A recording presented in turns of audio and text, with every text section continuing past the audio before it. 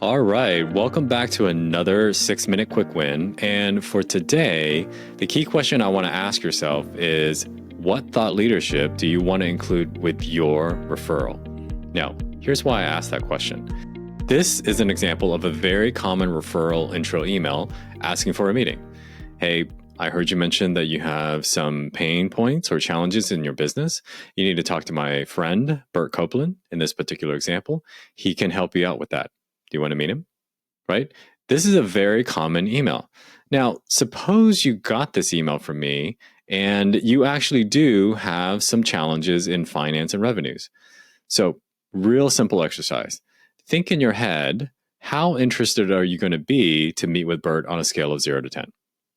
Okay, got your number? Now, compare that to this. So, here's the same referral email with just one additional sentence at the bottom. Bert posted about this very problem on LinkedIn. And let me go ahead and play you the video right now. Too often people just think it's like the Billy Idol approach to revenue. With a rebel yell, they cry more and more and more. Yes, it's not supposed to work that way.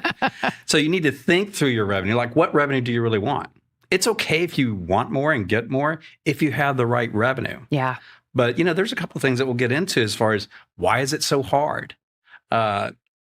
And if it's really hard to grow your business and new revenue, then you need to step back and go, what is that telling me about my product, my approach, or my market? Do my customers really not want what I have?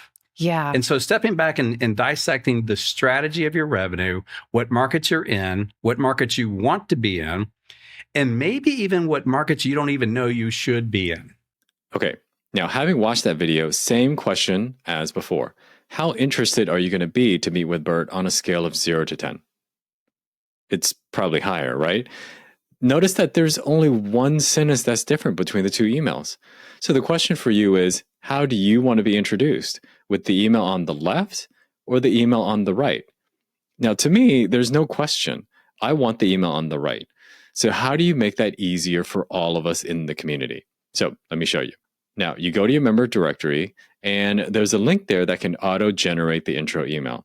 And I actually used it the other day to generate this intro email. It was between Deborah and Alyssa. Now, I just cleaned up the formatting a little bit, but this entire email was pretty much generated with just one click based on the info that was already in the member directory, including that last sentence there. So take a couple of minutes, go through your LinkedIn posts and find one LinkedIn post that you want to use as your introductory thought leadership.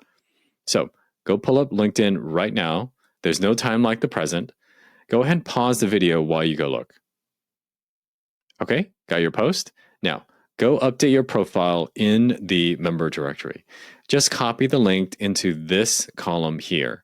Now, the point of today's exercise isn't to find that perfect post because you can always change it later. The only purpose in today's exercise is to put down something because something is better than nothing.